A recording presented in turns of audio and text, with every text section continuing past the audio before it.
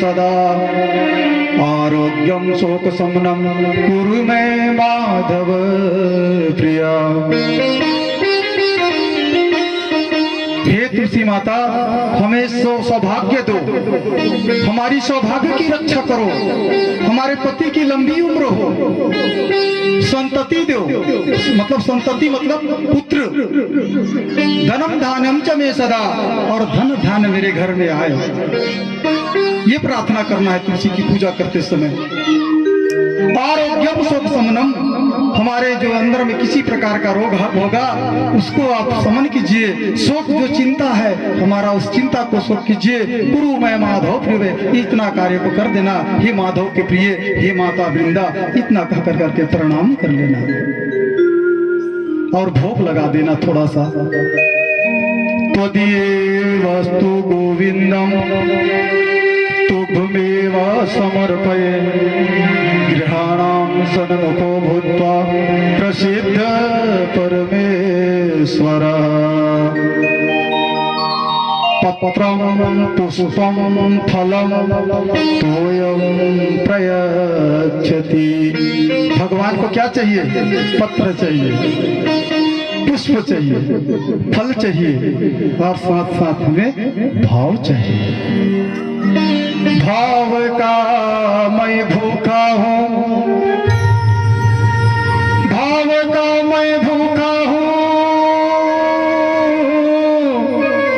भाव ही बस सार है, और भाव से जो मुझको भजे भाव से बेड़ा पार है, भाव से बेड़ा पार है। भगवान कहते हैं मुझे वस्तु की तो जरूरत है ही नहीं, लेकिन हमारा भाव है कि हम भगवान को कुछ फल समर्पित करें, कुछ पत्र समर्पित करें, हम दुर्वा समर्पित करें।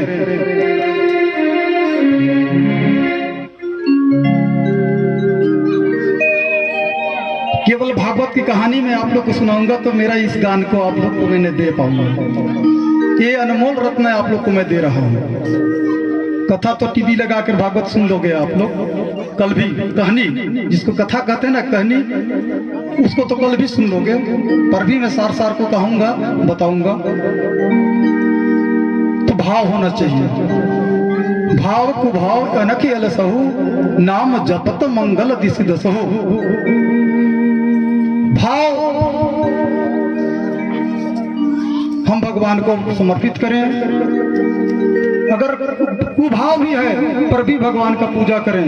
भाव कुभाव अनक आलस भी हो रहा है तो पर भी हम भगवान का पूजा करें। पूजा भगवान हमारा स्वीकार करेंगे। नाम अगर उनका लिए तो भाव से पार हमको होना ही होना है। लेकिन इतना जरूर याद रहे कि हम भगवान का नाम का स्मरण अपने जीवा में सदैव निवास रखें।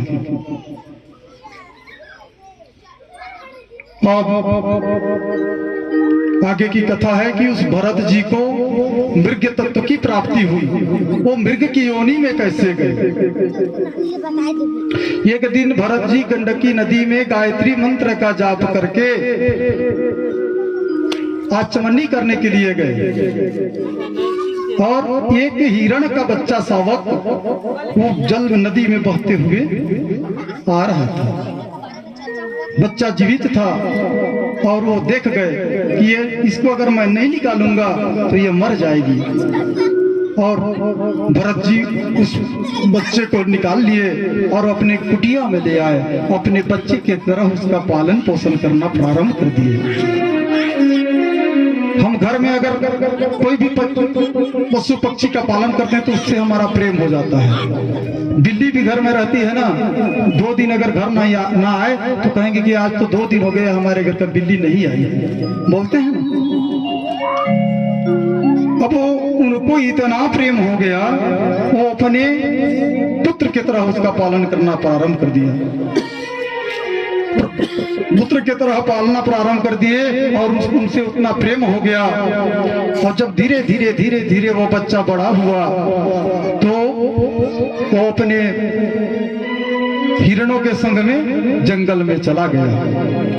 और रात दिन उसके चिंता में भरत जी थोड़ा थोड़ा खाना कम होते गया और चिंता उनको सताने लगा। और चिंता में धीरे धीरे धीरे धीरे धीरे उसका शरीर घटने लगा। चिंता से चतुराई घटे और दुख से घटा शरीर, और पाप कर्म से लक्ष्मी घटे, कह गए दास कबीर। बोल श्यावर रामचंद्र की जय। पाप करने से घर की लक्ष्मी बाहर चली जाती है और चिंता करने से हमारा शरीर का विनाश हो जाता है। कौन हमेशा रहा जगत में, किसका यहाँ ठिकाना है।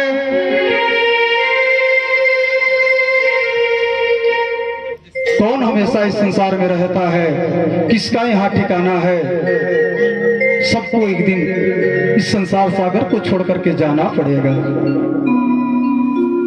और एक दिन भरत जी का देहांतवास हो गया, और जब मरते समय भी उस हिरण का याद उनके मनोमस्तिष्क में था कि वो कैसे करता होगा, वो कहाँ होगा। करते करते करते उसका प्राण निकल गया। जब प्राण निकल गया उसका, तो अंत सो मति सो गति। अंत के समय में जो हमारा मन में विचार आता है, उसी जोनी में हमको जाना पड़ता है। दूसरे काल में जब जन्म लिया तो भरत जी को हिरण का योनि प्राप्त हो गया। हिरण का योनि तो प्राप्त हो गया, लेकिन उसका जो पूर्व जन्म का जो स्मरण था वो कभी गायब हुआ नहीं था। बोला कि स्मरण तो मेरे पास है, वो जान रहा है कि मैं हिरण का याद किया, मुझे हिरण योनि में आना पड़ा। अब इस देश से मैं जब भी उधार होऊंगा, जब भी मैं मानुष योनि में जाऊंगा, तो मैं ऐसा गलती कभी नहीं करूंगा।